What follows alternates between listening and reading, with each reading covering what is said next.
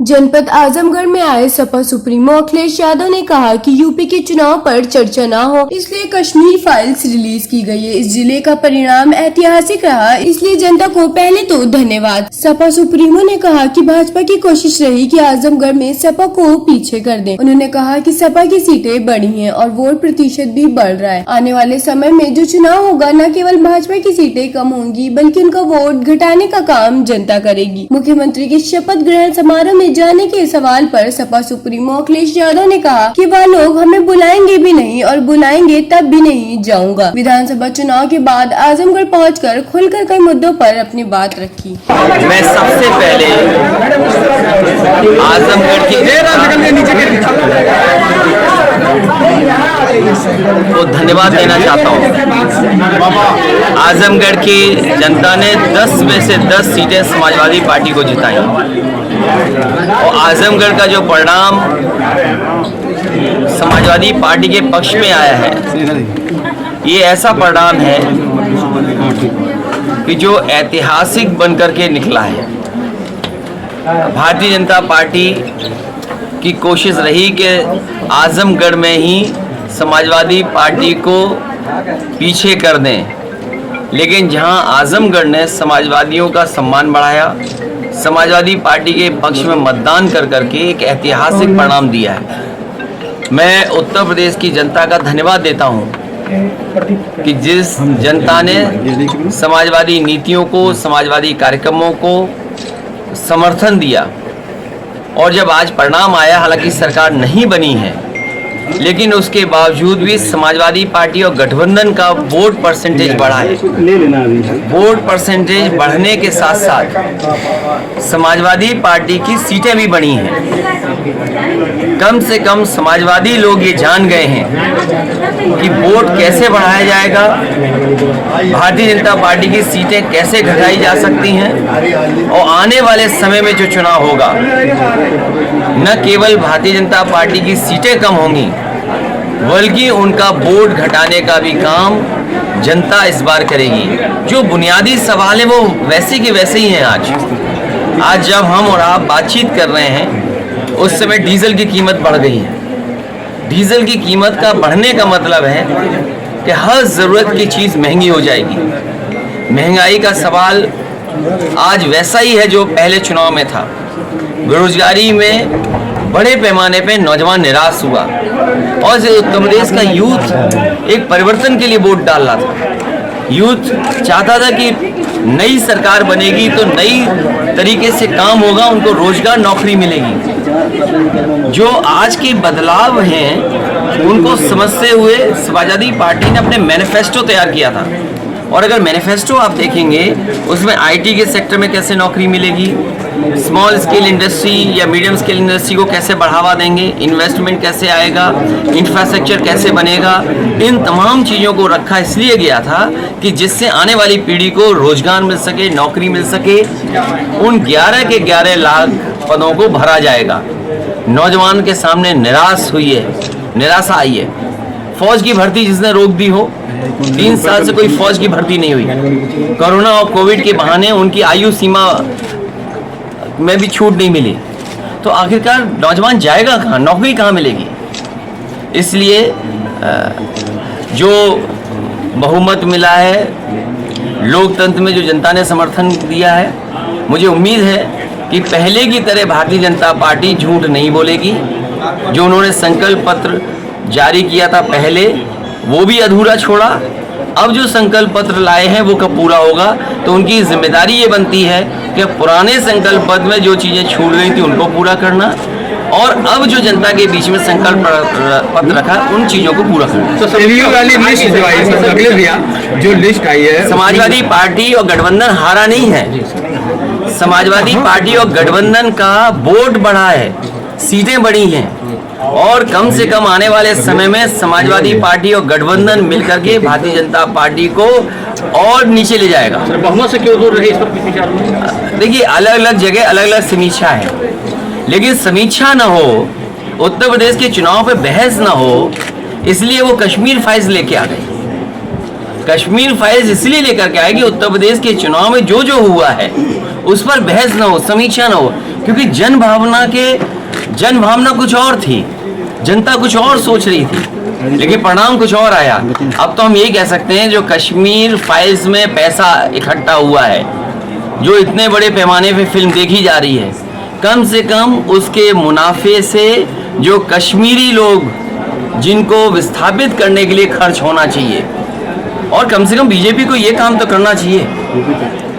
BJP जब इतना प्रचार कर रही है, इतना आगे बढ़ा रही है कश्मीरी फाइल्स को लेकर के, तो उससे कमाए हुए पैसे से कश्मीरी पंडितों का विस्थापन होने का काम भी होना चाहिए, और कम से कम ऐसी कमेटी बननी चाहिए जिसमें पार्टी के पॉलिटिकल लीडर्स ना हो। कश्मीर फाइल्स के जो मुनाफा हुआ है उससे कम से कम उनके इस्तेमाल में तो आए। कश्मीरी पंडित जो अभी तक नहीं पहुंच पाए उनको कैसे वहां पे सेटल किया जाए, तो कम से कम उसमें किसी पॉलिटिकल पार्टी के लोग ना हो, और जो कश्मीरी पंडित हैं उन्हीं की कोई कमेटी बन करके उस पैसे से पूरा का पूरा उन्हीं के लिए सेटलमेंट के लिए इंतजाम होना चाहिए। ईवीएम सर हार का ईवीएम पे बहस इसलिए नहीं करना चाहिए, वो ये समय नहीं है ईवीएम का, लेकिन जिस तरीके से प्रशासन ने किया है, आप जगह जगह पूछिए। मैं कहूँगा तो कहेंगे कि समाजवादी पार्टी क्योंकि चुनाव लड़ रही थी, आज वो हार गई है इसलिए आरोप लगा रही है, लेकिन बहुत सारी जगह पर काउंटिंग रोक दी गई। मुझे अखबार में पढ़ने का मौका मिला, दैनिक जागरण अखबार में, और आपको भी पढ़ना चाहिए कि जिस अखबार में बनारस साउथ के बारे में लिखा कि 20 राउंड तक किशन दीक्षित जीत रहे थे, 22 राउंड के बाद उनकी जीत का फासला कम होने लगा और 25वें राउंड में 10,000 से हार गए। ये कौन यकीन मान लेगा इन बातों को? अगर कोई प्रत्याशी 20 राउंड तक जीत रहा हो, 22 में कम हो रही हो उसकी जीत का फासला, और 25 में 10,000 वोट से जीत गया हो, ये तो अखबार लिख रहा है, और वो भी दैनिक जागरण लिख रहा है। 3-3 घंटे काउंटिंग रोकी गई, और मैंने तो पहले ही कहा था कि काउंटिंग स्लो की जाएगी। कई लोग मामूली से वोटों से हार गए। वीडियो रिकॉर्डिंग आई हैं, ऑडियो रिकॉर्डिंग आई हैं।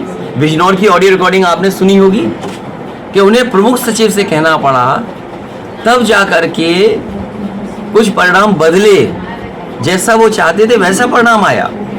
इसलिए समीक्षा न हो, चुनाव कैसे जीता हारा गया उस पर चर्चा न हो, इसीलिए कश्मीर फाइल्स उत्तर प्रदेश में बड़े पैमाने पर रिलीज हो गई। और आज तो मुख्यमंत्री ने क्या कहा है अनुपम खेर जी के लिए, कमाल है, मन की बात बाहर आ गई।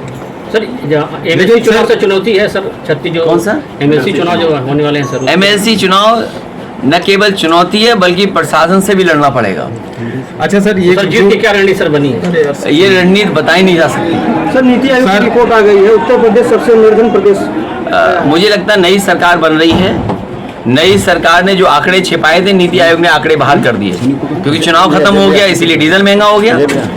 चुनाव खत्म हो गया तो नीति आयोग ने भी फैसला सुना दिया कि आपका प्रदेश स्तर कहाँ पर स्टैंड करता है, आपका प्रदेश कहाँ स्टैंड करता है आंकड़ों में।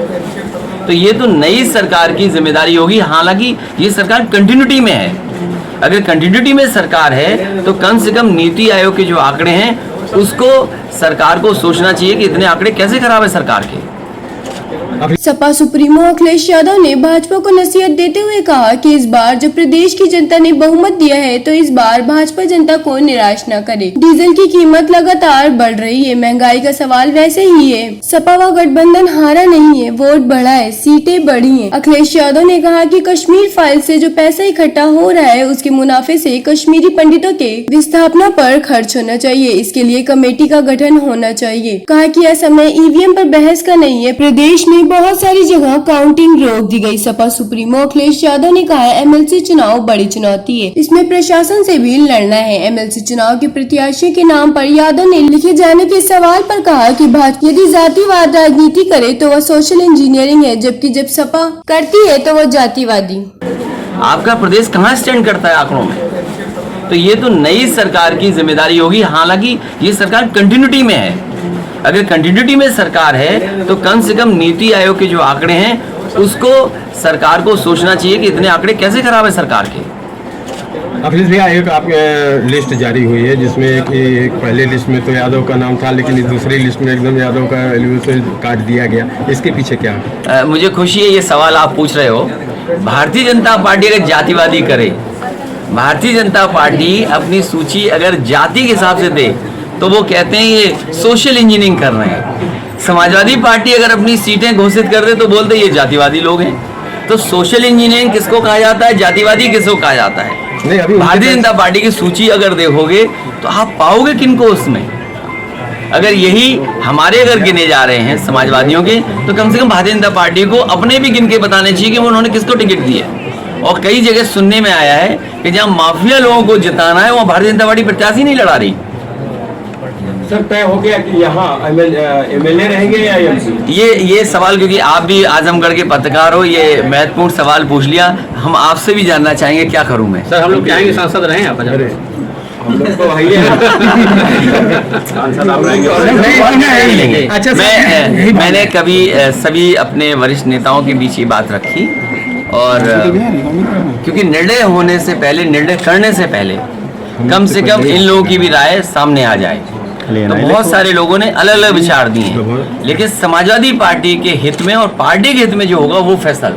अच्छा सर, तरह की चर्चाएं हो रही, हालांकि उन्होंने खंडन कर दिया, लेकिन फिर भी चर्चाएं जारी हैं। होली के दिन बीजेपी के लोगों ने इस तरह का काम किया है, तो कहा जाता है ना कि बुरा न मानो होली। इसलिए बीजेपी के लोग कुछ भी कर सकते हैं, कोई भी न्यूज़ प्लांट कर सकते हैं। और आप अगर अपने सीनियर जर्नलिस्टों से पूछोगे तो जितनी भी अफवाहें फैलाई जा रही थी वो बीजेपी के कुछ लोग जाने माने थे, वो फैला रहे थे अफवाह।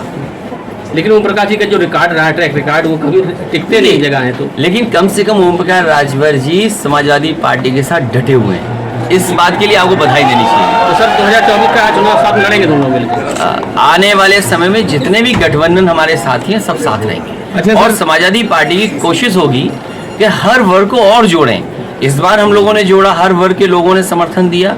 आने वाले समय में और हम लोग जोड़ करके कम से कम पार्टी का परसेंटेज ऑफ वोट कैसे और बढ़े, आगे ले जाएंगे। सर, जो पिछला आपका बयान था जिसमें आपने कहा था कि पश्चिम में हमारा काफ़ी रहा समर्थन, लेकिन नतीजे से प्रतिशत नहीं, अगर आप नतीजों को देखोगे 1 लाख वोट पा करके, आप मुरादाबाद का देखिए 1,47,000 वोट पाने वाला, काउंटिंग रोक दी गई 2.5 घंटे, उसके बाद 700 से दूसरे प्रत्याशी को जिता दिया गया। नेटवर्क का आप देखिए, आप धामपुर का रिजल्ट देखिए, तो मैं कई ऐसे परिणाम बता सकता हूँ कि परिणाम क्या हुए हैं। ओबीसी फैक्टर भी सर काम किया है क्या? देखिए, स्वाभाविक है, कोई प्रत्याशी किसी पार्टी का लड़ेगा तो कुछ ना कुछ वोट पाएगा। सवाल वो नहीं है, सवाल ये कि बहुजन समाज पार्टी क्या कर रही थी। बाबा साहब भीमराव अम्बेडकर जी के सपना क्या था कि संविधान बचे। बाबा साहब का सपना क्या है कि लोकतंत्र से हमारा देश चले, संविधान से देश चले। उन्होंने क्या किया? सुनने में तो आ रहा है कि बहुजन समाज पार्टी ने अंदर ही अंदर बीजेपी से हाथ मिला लिया। इसलिए समाजवादियों को, जो हर मौके पर मैंने कहा कि समाजवादियों को अब अम्बेडकर वादियों को साथ लेना पड़ेगा और अम्बेडकर वादियों को साथ जोड़ करके एक नई लड़ाई लड़नी पड़ेगी। तो ओवैसी जी को लेकर क्या कहना है आपका? वो देखिए, स्वाभाविक है, किसी पार्टी, देखिए लोकतंत्र है, हर दल लड़ेगा और लड़ता है दल, स्वाभाविक है कुछ वोट भी पाएगा, लेकिन सवाल वो नहीं है, सवाल दूसरा है। तो सर, 2024 में कुछ नए नहीं, लेकिन जैसे कई नेता शिवसेना के संजय राउत ने कहा कि हरा दिया उन्होंने, बीजेपी जिता दिया। मैं उस बहस में नहीं पढ़ना चाहता हूँ। बहस केवल इतनी है कि उत्तर प्रदेश का चुनाव, उत्तर प्रदेश के चुनाव के जो परिणाम आए उन पर बहस न हो, इसीलिए कश्मीर फाइल्स रिलीज कर दी गई।